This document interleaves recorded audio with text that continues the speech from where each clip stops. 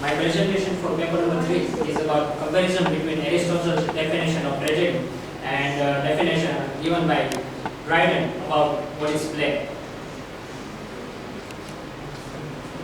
Now, let us see first what is the definition of both. Tragedy then is an imitation of an action that is a serious, complete, and full of a certain magnitude. In language, embellished with each kind of artistic ornament, the several kinds being found in several separate parts of the play, in the form of action but not of narrative. Job, pity and fear reflecting the proper progression catharsis of these and similar emotions.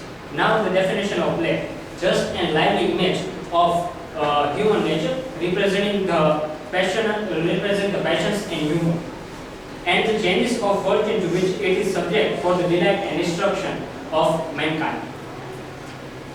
Tragedy is the imitation of an action according to the law of probability or necessity. Aristotle indicates that the medium of tragedy is drama, not narrative. Tragedy shows rather than tells. The chief mood of tragedy is sadness. In this way, tragedy reflects seriousness. Aristotle says that the action of tragedy must be complete. In other words, it should have a beginning, middle, and end. So it will be full type of play. Magnitude means size or length. According to Aristotle, tragedy should be neither too long or too small.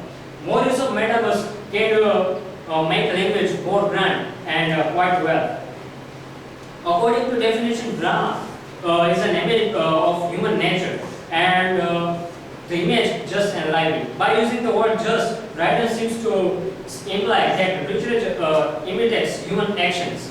For Dryden, poetic imitation is different from an exact servile copy of reality. For the imitation is not just, it is also lively.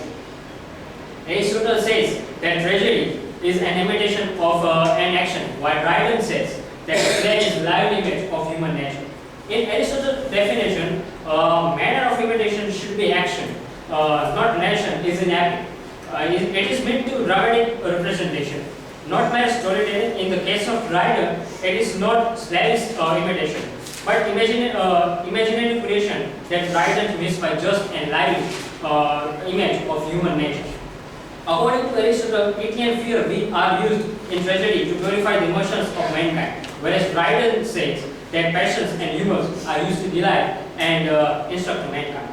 Aristotle's definition has ended with catharsis and Dryden's with delight. Now, the difference between definition of tragedy and definition of play. That it is an imitation of an action that is serious, complete, and of a certain magnitude. While in play, it is not slavish imitation, but imaginative creation that Dryden means by just and lively image of human nature.